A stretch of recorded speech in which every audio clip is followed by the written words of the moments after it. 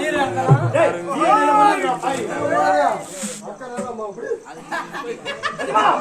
மேல மோதி அது யாரு யாரு தெரியுமா? நம்ம நாட்டு மகாராணி ஆச்சுமா. ஐயோ நம்ம 3 பேரும் போச்சு. உங்களுடைய வேலை நிரந்தரமாக இருக்கணும்னா என்ன செய்யணும்? உங்களுக்கு வேலை மகாராணி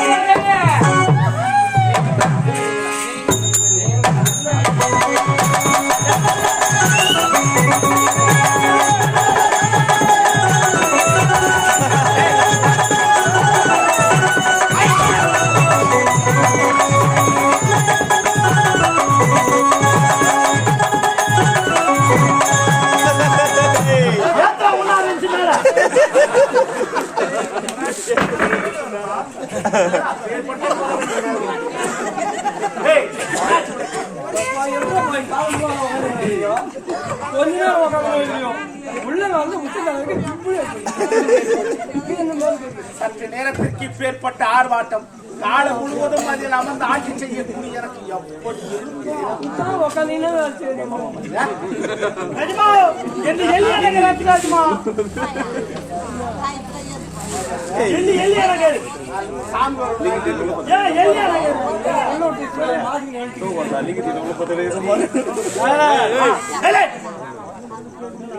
சின்ன பசங்க இடத்துல வேலை கிடையாது. நீங்க புறப்படுங்க. சாம்பார் போடுவோம், பாயாசம் தானே அதிகமா போடுவாங்க. கருவேப்பிலை சாம்பார் போடுவோம், சாப்பிட்டு எடுத்து போட்டு சாப்பிடுவோம். அது கூட வச்சு ஒரு பண்ண பார்த்து வேலை நீ சின்ன பசங்க அனுபவம் போங்கடா. பெரியவங்க சொன்னாங்கன்னா போடா.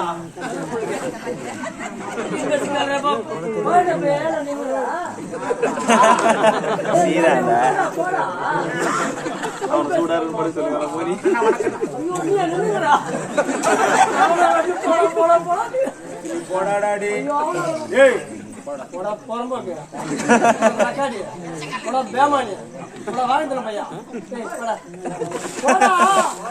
அப்படின்னு சொல்லு. நான் போகிறேன்.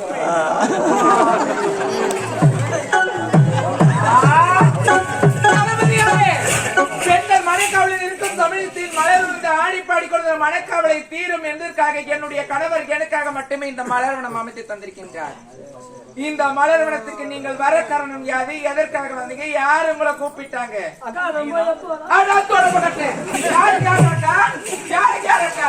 அக்கா இருக்க மாடு கட்டுக்கூடும். அக்கா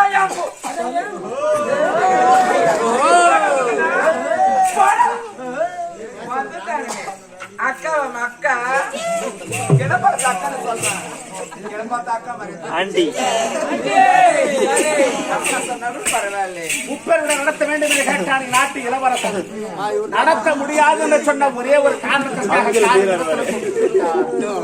பார்த்து செருப்புக்கு சமம் என்று குறிப்பிட்டார். என்ன சொல்றீங்க? மலர்வனம் வந்தேன். வந்த இடத்தில் நான்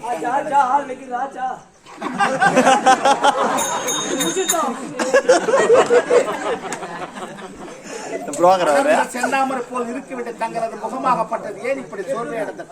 இதற்கு காரணம் என தொட்டை தாலி கட்டிய என்னுடைய கணவரே காரணம். தளபதியாரே என்னை பார்த்து என்ன வார்த்தை உரைத்தார் தெரியுமா? அடிக்க மோகனா, இந்த நாட்டுக்கு மட்டும்தான் நீ மகாராணி, இந்த வீட்டுக்கு என்னைக்குமே வேலைக்காரி. அதை மனதில் வைத்து செயல்படுகின்ற உரைத்து விட்டார். அதில் இருந்து மனக்கவலையோடு இருக்கின்ற தளபதியாரே. தளபதியாரே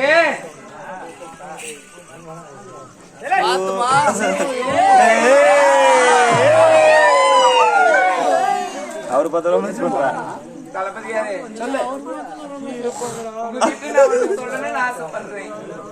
ஒன்றென்ன 1000 சொல். அதை கேட்க நான் தயாராக இருக்குது.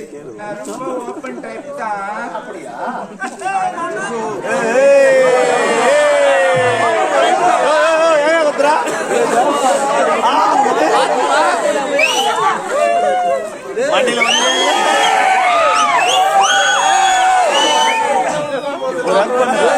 ஒரு கட்டி வச்சு அனுப்புங்க அவரு.